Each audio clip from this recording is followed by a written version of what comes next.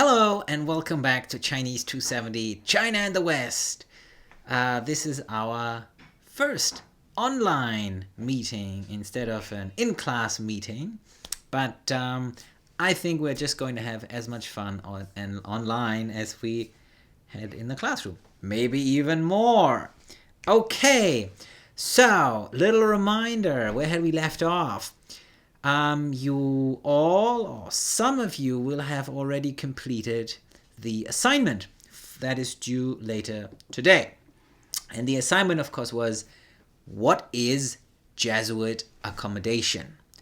And I wanted you to draw on our class discussions, and I wanted you to draw on that great text by Mungello, Chinese Acceptance of Western Culture and Christianity. And at least one of the two chapters on either Xu Guangqi or Li Zhizao. And I wanted you to start by defining what accommodation is and what is meant by it and what aspects it was trying to combine, and maybe what the benefits and challenges of it were. Now, I noticed that Leo had posted a really good word in our vocabulary forum. And the word that Leo posted was syncretism. What does that mean? An attempted union or reconciliation of diverse or opposite tenets or practices, especially in philosophy or religion. In philology, the merging of two or more inflectional categories. And then syncretic adjective characterized by aiming at a union or reconciliation of diverse beliefs, practices, or systems.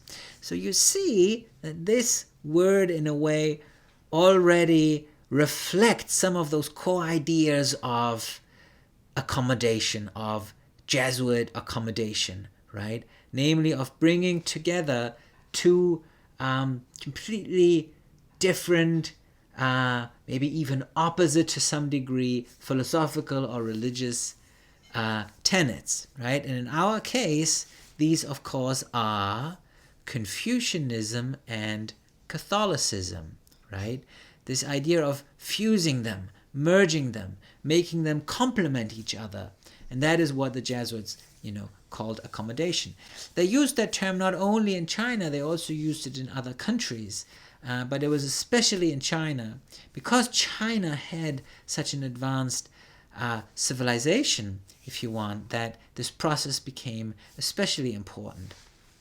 Now, we discussed last week that Matteo Ricci and the other Jesuits had realized that only by mastering Confucian texts, by the Confucian classics, would they be able to gain access to the country's elites, right? The elite class, the mandarins, the high-ranking government officials who had passed the civil service exams. And it's for that reason that they studied in earnest these Confucian texts, right? And of course, last class, we ourselves had looked at some of these core Confucian texts. We had looked at the Lunyu, the Confucian Analects, right? And of course, here, by the way, in class, I had forgotten to include the translation, of course, of the first chapter, right? To learn something and to practice it constantly, isn't that a pleasure? It is not delightful to have friends coming from distant quarters, and is he not a man of complete virtue who feels no discomposure, though men may take no note of him, right? We had discussed that. And then, of course, we had looked at Mencius. We had looked at the opening chapter of Mencius. And you remember that focus on benevolence and righteousness that a ruler, a virtuous ruler should display, right? And then we had discussed a little bit the sort of core tenets of Confucianism as embodied by the Lunyu, by Mencius, but also, of course, by the three-character classic that we had read last week and which you all read and did a great forum post, right? So, what then were some of these core ideas, right? We had seen that there was really a lot of importance on the idea of studying, right? Studying was really at the center of, the opening chapters of the Sansejing, right? The three-character classic. And then this idea of self-refinement. Studying and self-refinement to ultimately become what? Well, to ultimately become a Confucian Junzi, which is sometimes it's kind of difficult to translate. Sometimes people can translate it as a Confucian gentleman, kind of drawing on the British idea of a gentleman, right, of a refined person. It's kind of a good term in a way because in ancient China, of course, a Junzi also would have belonged to the highest classes in society. Actually, quite literally in classical Chinese, it would sort of translate as the ruler's son, something like that. But a Junzi kind of, in later times really came to embody a complete, a complete human who, by virtue of studying and constant self-refinement, had essentially attained moral and ethical superiority over others. Yeah. So, what else then? It's this idea of the becoming this Confucian gentleman. Importance placed on modesty and self-depreciation, which of course also feeds into the idea of the Junzi. Very important, filial piety, right? The idea of honoring your parents, honoring your elders, and tied into that is the idea of observing the 5 relations. What relations? Well, father to son, ruler to subject, husband to wife, elder brother, younger brother, friend to friend. And these are not, necessarily hierarchies. These are reciprocal relationships. Even though a son has to listen to the father, a father has, of course, great responsibilities towards the son, right? To educate him, for example. Ruler, subject, the same. A subject, of course, has to serve his ruler, but a ruler has to be benevolent and righteousness. Otherwise, the subject has no responsibility to follow. Husband and wife, elder brother, younger brother, friend and friend. And then, of course, yes, the idea of righteousness and benevolence, especially of the ruler. So, what's really interesting about this, and we will actually get back to that next week when we talk about Leibniz, a great European philosopher who was very interested in some of these concepts. So Leibniz called this essentially practical philosophies, meaning rituals or really a philosophy that helps govern society and provide stability. And the thing that Confucianism, of course, does not really do is it does not really address concepts that usually religions address. What happens in the afterlife? What happens after we die? Where does our soul go? These kind of things, right? It's really more about society and about relationships. Now, we had talked a little bit about the fact that Matteo Ricci, of course, in a way, had essentially become a Junzi, a Confucian gentleman, right? And that some of the Chinese mandarins greatly admired that in him. We had read that little report by Li Zhi, a very high-ranking late Ming official who had said, right, you might remember this, he had said, so that he is fluent in speaking and writing our language and following our rituals. He is a most urbane person. He is a most complex man, 终极玲珑.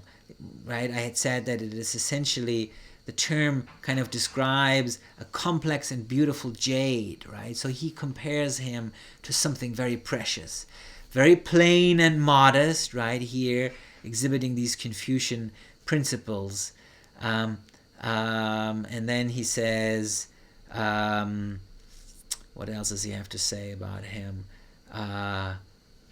Right, yeah, he wants, oh yeah, perhaps he wants to use his teaching to change our Confucian learning, but surely that would be silly and must not be the case. Yeah, we had discussed that. Good.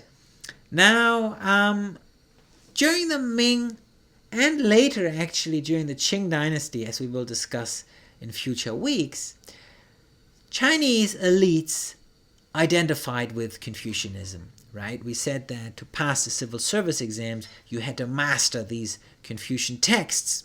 We discussed those last week as well. And as a result, right, the Jesuits chose Confucianism rather than Buddhism or Taoism as the basis for their accommodation, right? Now, Jesuit missionary policy as a whole, as I said before, stressed the accommodation of Christianity to indigenous local elements of the foreign cultures where they went, right? Remember, they also went to India. Remember, they went to the New World, to Latin America, right? They went everywhere where Portuguese ships went. But it was especially in China where they met, right? Where they met with such a advanced society that, you know, it really was necessary to accommodate that, right? Now, Mungello points out, and I saw that some of you picked this up in your forum responses, that this inevitably forced them to make some difficult choices about what to accept and what to reject, right? You know, the problem was if they accepted elements of Chinese culture that contradicted the Christian faith, right, accommodation would be theologically invalid, right? You cannot accept something that the Catholic Church would never accept, right? You probably read about that in Mungello. One of the big issues was that mandarins, high-ranking government officials in China, often had concubines, right? And this idea of having multiple wives, that was really very difficult. That was practically incompatible with Catholicism. Now, on the other hand, then, if they did not accept certain essential elements in Chinese culture, right, the Chinese would just reject Christianity as foreign and alien and incompatible.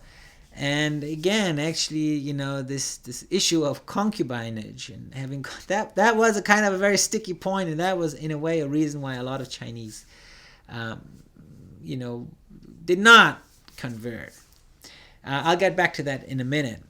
Now, Confucianism, as we just said, was essentially a moral and social teaching, right? That spoke really, if at all, very implicitly of spiritual forces. It speaks a little bit of ancestor worship, if you want, but it doesn't really concern itself with spiritual matters, right? It's Buddhism in Chinese civilization that took care of that, if you want. Buddhism took care of the afterlife and hell and heaven and all that. Now, because Confucianism, right, didn't talk much about any of these things, the Jesuits thought that Christianity essentially could fill that void, right? Explicit treatment of spiritual forces and one God. Now, at the same time, and this is very important, and our presenters on Xu Guangqi last week, of course, emphasized that, maybe the main reason why the Jesuits were so successful at befriending members of the elite, the ruling elite, was really by way of their erudition, right? Their scientific abilities, their abilities to speak and write Chinese, right? We saw that Li Zhi was so impressed by Matteo Ricci, And then, of course, especially in the fields of mathematics, astronomy, medicine, and cartography, they really excelled. Now, two of the most prominent converts to Christianity were, of course, Xu Guangqi. We heard a great presentation last week, and Li Zhizao. We'll hear another presentation soon, hopefully. Now, both of these were baptized. Both of these really became Catholics. And both of them, they respected the Jesuit for their learning, but both of them actually also underwent some quasi-religious experiences that probably, had an impact on their decision. So Xu Guangqi, he repeatedly failed the highest level of civil service exams. And we said that he probably kind of had something of a midlife crisis, right? And maybe found solace in the spirituality of Christianity, of Catholicism. Now, Xu, we heard in the presentation, then collaborated with Ricci on the translation of mathematical books, and he worked with him on hydraulics and geography. And then after Matteo Ricci's death, he actually revised the Chinese calendar. He successfully predicted an eclipse in 1610 based on that calendar that was revised according to Jesuit ideas, and he was appointed to a very, very, very high-ranking position in the Chinese government. So Xu Guangqi, in a way, kind of after Matteo Ricci's death, really rose to this very prominent position in the Chinese government. Now, Li Zhizao, at the time of the meeting with Ricci, already was an incredibly high-ranking government official. He then fell seriously ill in 1610, and he was nursed back by Matteo Ricci in Beijing. And Matteo Ricci actually soon after died. But Li Zhizao, he was so grateful to Matteo Ricci that he actually let Matteo Ricci baptize him. Now, at the same time, Li Zhizao was also incredibly impressed by the mathematical learning of the Jesuits, their knowledge of astronomy, geometry, and especially geography. And he worked with Matteo Ricci before his conversion on the map of the world that we will take a look at in a minute. But just to recap then, it was primarily the scientific knowledge and erudition of the Jesuits that gave them access to these elites. They were impressed by Jesuit learning. And one major obstacle to more numerous conversions was, amongst others, polygamy among officials and the practice of concubinage, and the fact that a lot of these officials just didn't want to reject their concubines, in part, of course, because they had an obligation to them as well, right? Concubines would become part of the family, essentially. Good. Now, then, we had said multiple times already that Matteo Ricci and the Jesuits were so impressed by the level of learning and literacy that they found in China, right? And especially the availability of books. In 1600, Matteo Ricci observed that the vast number of books in circulation in China and the ridiculously low price at which they are sold was something that really impressed him. And here's actually here's a Ming-Dynasty woodblock print of the making of paper using bamboo pulp, and then you have here the pressing, and then the drying of the paper. Now, there was so much interest in the scientific learning in the Jesuits that they had brought to China that Ricci actually soon realized that the dissemination of this knowledge, the translation of it into Chinese and then the dissemination of it would be of great benefit to the Jesuits. And because printing and paper was relatively cheap and easily accessible, they really got into that business of making books, of making print products. And by far the most famous, the most, if you want, consequential, maybe the most successful of these print products was the Kunyu Wangguo Quan Tu, or the map of the myriad countries of the earth, completed in 1602. Now, this map, which of course is the opening slide for every class, right? That colorful map. It's the same map that you see here, but this one is not colored. This is black and white. And the original map that Ricci produced looked like this. It was just black and white. And it consisted of 6 panels, right? And they were pretty big. How big were they? Well, this is how big they were, right? That's a hell of a map. A hell of a size of a map, right? Now, again, it's woodblock prints, right? He was assisted, right, by Li Zhezao. He presented this map to the imperial household, not to the emperor in person, but the emperor would have seen it. And it became a highly sought after commodity. And, the funny thing is, they would print, I don't know, they printed a few dozen and gave these, to the imperial household and maybe to some very important mandarins they knew. And then, they closed their printing shop at 5 p.m. and went home. And then, overnight, maybe the people who ran this print store would actually run pirated copies. So, other than the few kind of original dozen copies that the Jesuits produced, there ended up being hundreds of copies in circulation. And, they became collector's items. They made their way to Japan, to Korea, to other places because there was kind of a market for pirated Ricci copies, okay?